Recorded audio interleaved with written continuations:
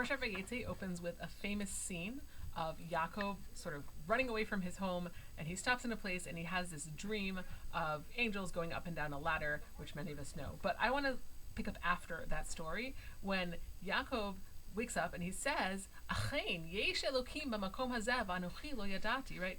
Behold, there is, in fact, there is God in this place, and I didn't know. Which is sort of an interesting thing to say. Like, well, yeah, he didn't know, but why would he expect to have known? What does he mean that he didn't know? Like, okay, he's sort of telling us, and why does he say that, and why does the Torah tell us that he said that? So Rashi says what he means is, I wouldn't have slept here if I had known. Like, God is here. I wouldn't have gone to sleep. That's not respectful. Which is sort of an interesting thought for us, right? Sometimes there's important or momentous or holy moments, and they require some amount of formality. That we can't just go about our ordinary business and go to sleep or nap or have a snack or whatever it is. We should have been more serious about it. The Or Chaim says to Rashi, well, why would Yaakov wish that he hadn't gone to sleep in this place so that he would never have had this dream, right? The way he knows that it's God's place is that he had this special dream. So he would have said, I wouldn't have slept here, then I wouldn't have had the dream.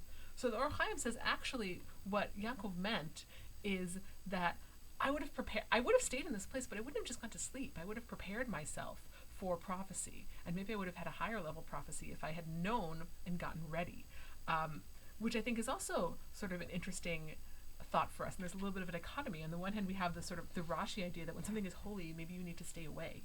And on the other hand, we have Or Chaim saying, no, you need to prepare and then lean into it. And, we can sometimes be in both situations. Sometimes we end up like Yaakov, who doesn't really get a chance to prepare. And sometimes maybe we do, but often we don't.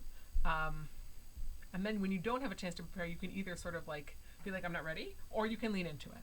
And there's actually something similar that happens at the end of the Parsha with Rachel, which is that she sort of finds herself in a moment without so much preparation, which is that Rachel, as we know, is promised to Yaakov, and he works for 7 years for her.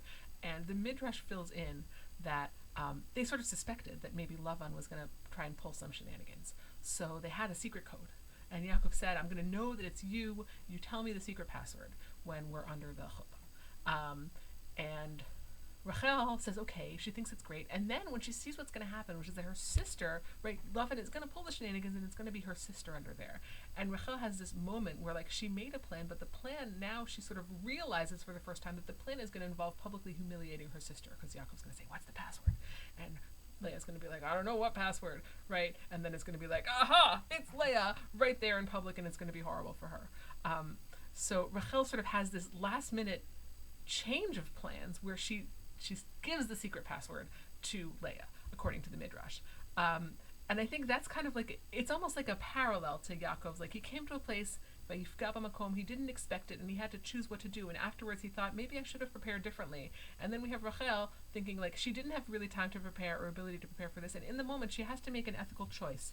And according to the Midrash, right, we don't know what Rachel thought afterwards. Like, just like Yaakov thought, maybe I wish I had known. We don't know if Rachel thought, I wish I had thought about this differently. But we do know that she made that choice, and that the Midrash sort of sees that moment of Rachel sort of being willing to sacrifice her own marriage, essentially. She didn't know she was going to get a second chance. She's willing to sacrifice her own marriage and her own love and her own life for her sister, to avoid her sister's public humiliation, is kind of the thing that makes Rachel Imenu's voice so powerful on behalf of the Jewish people. So I think what I hope for all of us is that we should all merit to seize the moment whenever it arrives, whatever that means in the context.